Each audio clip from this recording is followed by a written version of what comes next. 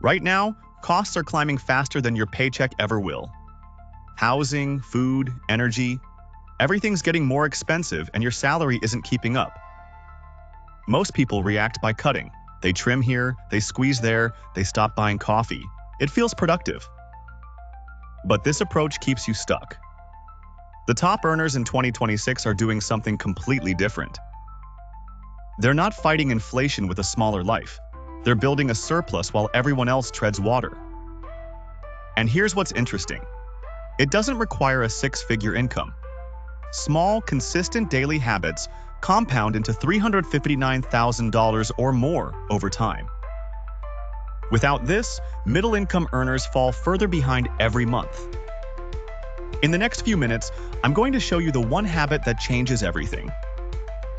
The inflation squeeze is real. Rent climbs, groceries cost more, utilities spike. Your take-home pay stays the same. Traditional budgeting fails in this environment because it assumes costs stay stable. They don't. You build a budget for 2025, and by Q2 of 2026, it's already obsolete. There's a psychological trap here.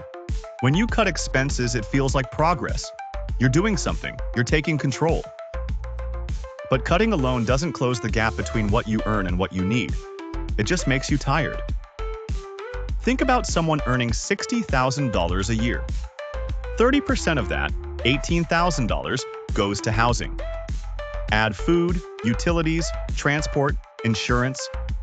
You're already at 70% of income before you've invested a single dollar. Cutting another 5% from groceries gains you $3,000 a year. That's real money, but it's not enough to build actual wealth. Here's the math that matters. If inflation averages 4% annually and your salary grows at 3%, you're losing ground every year. Cutting expenses slows the bleeding. It doesn't reverse it. You need a different mechanism entirely. One that doesn't depend on sacrifice or willpower. One that builds assets while inflation erodes everything else around you. That's where the real shift happens. The habit is simple. Daily micro-investments tied to small wins. You capture savings before they disappear into lifestyle inflation. This isn't about budgeting less. It's about redirecting what already exists. Here's how it works. Say you make a smart choice today. Pack lunch instead of buying it, walk instead of driving, use a coupon that actually applies. You save $5. Instead of that $5 vanishing into your next transaction, it goes directly into an investment vehicle. Automated, out of sight, compounding. $5 daily is $1,825 yearly. Over 10 years at a 7% average return, that's about $24,000. Over 20 years, it's $68,000. Over 30 years, it's over $130,000. Add more days where you save $7 or $10, and you're approaching that $359,000 figure. The math is straightforward, but the psychology is where it matters. You're not cutting your life down. You're redirecting small wins into wealth. There are 3 ways to implement this.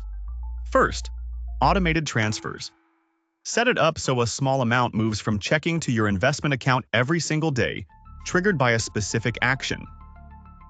Second, cash envelope micro goals.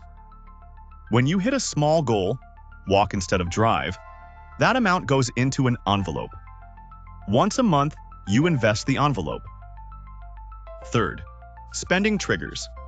Every time you decline something, skip a coffee, pass on impulse shopping, that amount moves automatically.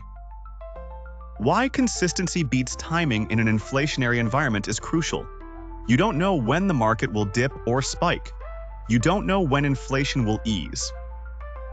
But you do know that showing up every single day with small deposits builds compounding power that protects you regardless of economic conditions. Timing fails. Consistency wins. Here's your challenge. Pick one method and commit for 30 days. Don't overthink it. Just choose one and start tomorrow. What you'll notice is quiet. The surplus grows while inflation noise surrounds you. Your balance inches up. Your worry decreases. The real win is that you're building assets while others tread water. You're moving in a different direction entirely.